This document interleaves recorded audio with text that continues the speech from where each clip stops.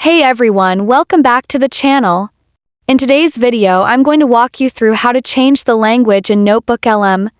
A lot of people open NotebookLM and see that the whole interface is in English by default.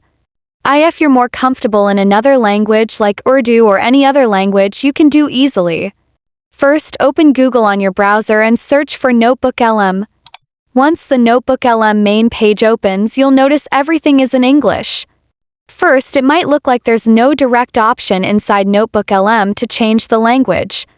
But don't worry, the trick is that NotebookLM uses your Google account settings to decide which language to display. So here's what you need to do.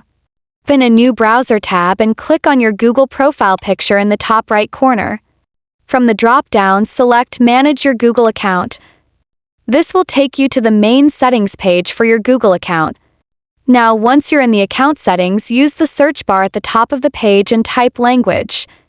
In the results, you'll see an option called Language Preferences or simply Language. Click on that. Inside this menu, you can choose your preferred display language. For example, if you want everything in Urdu, just select Urdu from the list. You can also pick any other language you prefer, maybe Spanish, Arabic, French, or any language supported by Google. Once you've selected it, make sure to save or confirm your changes. After that, go back to the NotebookLM tab where the page was open. Now simply hit the refresh button.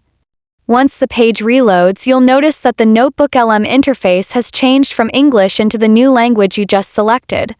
And that's all there is to it. If you found this tutorial helpful, please give it a thumbs up, subscribe to the channel for more tech guides and tutorials, and don't forget to hit the notification bell so you never miss an update.